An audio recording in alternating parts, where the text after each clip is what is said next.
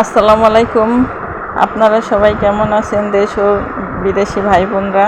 আমি আজকে নতুন একটা রেসিপি আনছি, দেশি মুরগির রোস্ট। প্রথমে আমি মরিচ আর লবণের গুঁড়া দিয়ে ভেজে নিয়েছি। এরপরে ওই তেলের ভিতরেই দারচিনি, এলাচ এগুলো সব দিয়ে দিয়েছি। এরপরে পেঁয়াজ দিয়ে দিয়েছি। ওই তেলের ভিতরেই পেঁয়াজ দিয়ে দিয়ে নাড়াচাড়া করতেছি।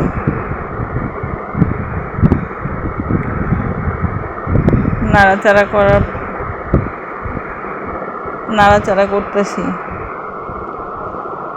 এরপরে লবণ দিয়ে দিচ্ছি, 2 চামচ লবণ, এবং আপনাদের স্বাদ মতনই লবণ দিবেন। যে পেঁয়াজটা কালার আসা পর্যন্ত আমি অপেক্ষা করতেছি।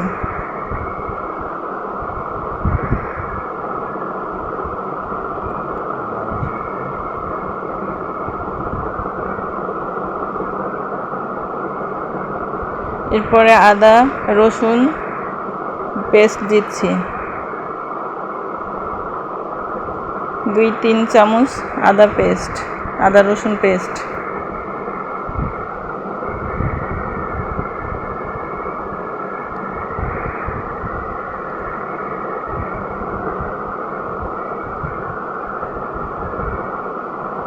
এরপরে পেঁয়াজ বাটা দিচ্ছি,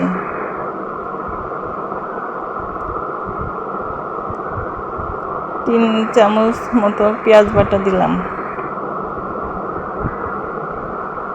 3-4 চামচ পেঁয়াজ বাটা দিয়েছি, দিয়ে নাড়াচাড়া করতেছি।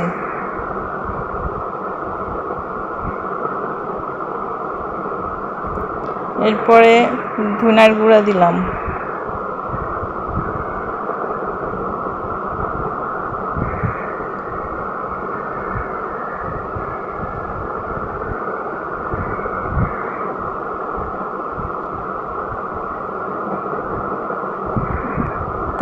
কালো গোলমরিচের গুঁড়া দিলাম,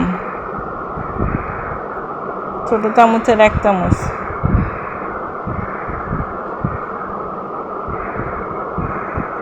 জিরা গুঁড়া দিলাম 1 চামচ।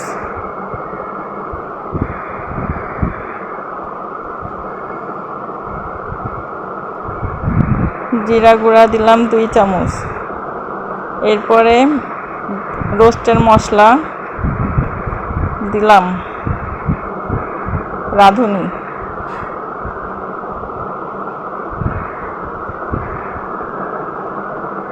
যে মশলাটা একটু ভালো করে কষাই নিয়ে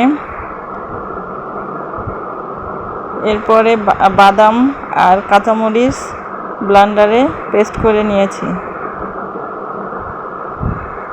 কাজু বাদাম, কাঠবাদাম, 2টা বাদাম মিলে পেস্ট করছি।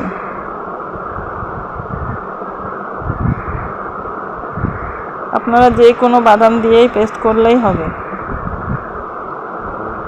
এবার দই দিচ্ছি, আমার কাছে টক দই নাই, মিষ্টি দই দিচ্ছি।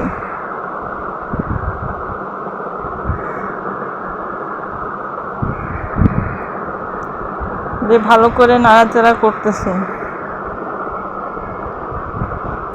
এরপর অল্প পানি দিয়ে মশলাটা একটু ভালো করে জাল দিয়ে নিব। এরপরে ভাজা মাংসগুলা রোস্টের দিয়ে দিব।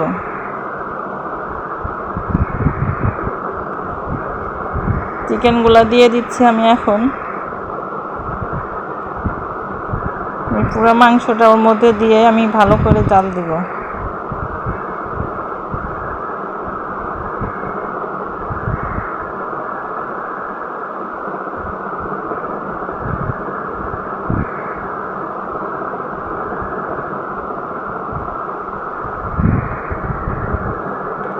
দেশি মুরগি একটু বেশি করে জাল দিতে হয়, আমি সবটাকে পুরোপুরি দেখাইনি। এরপরে আমি ঢেকে দিয়েছিলাম, সেটা আমি আপনাদের দেখাইনি।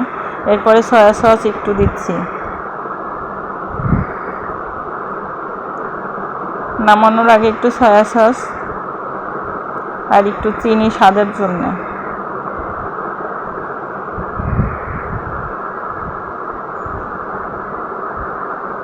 ছোট 1 চামচ চিনি দিচ্ছি।